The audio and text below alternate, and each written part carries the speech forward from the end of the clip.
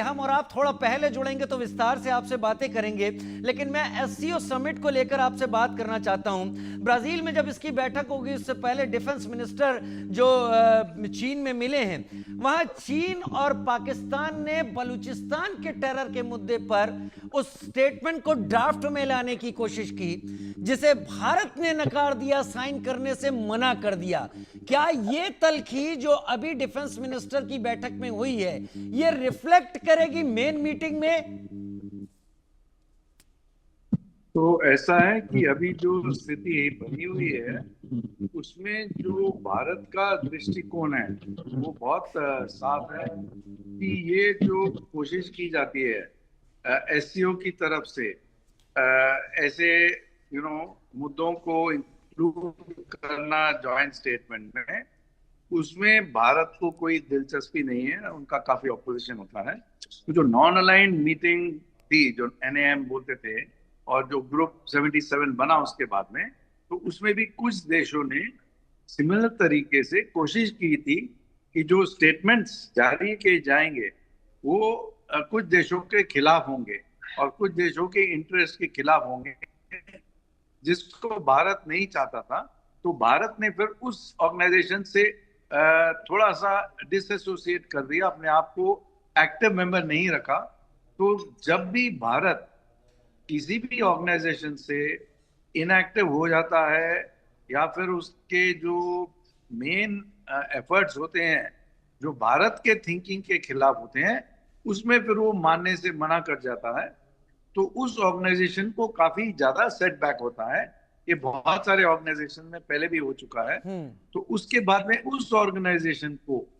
पूरे मोमेंटम के साथ, पूरे तरीके के साथ ऐसे रेजोल्यूशंस पास करना बहुत मुश्किल हो जाता है। तो अब एससीओ में भी यही होगा कि अगर ये भारत का जो दृष्टिकोण है उसको रिस्पेक्ट नहीं देते हैं, उसको पूरे तरीके से इंक्लूड नहीं करते हैं, तो भारत का जो इंटरेस्ट एससीओ में फिर कम हो जाएगा और एससीओ भी जो ऑर्गेनाइजेशन है फिर इतना महत्व नहीं रखेगा ग्लोबल स्टेज पे। तो आई थिंक जो भारत को ये भी देखना है कि उसको इस मुद्दे पे किस हद तक एग्री करना है, क्योंकि बलूचिस्तान का जहां तक किस्सा है वो एक फ्रीडम फाइटर्स हैं, एक अपने इंडिपेंडेंस के लिए लड़ाई कर रहे हैं, अपनी ऑटोनॉमी के लिए लड़ाई कर रहे हैं, टेररिज्म के खिलाफ लड़ाई कर रहे हैं, क्योंकि पाकिस्तान एक एपिसेंटर ऑफ टेररिज्म है और खुद भी अपने लोगों के खिलाफ भी बहुत ज्यादा तरीके से जो वायलेंस करता है वो बहुत ही अधिक है। तो बलूचिस्तान को हमको सपोर्ट करना है और खुलेआम सपोर्ट करना है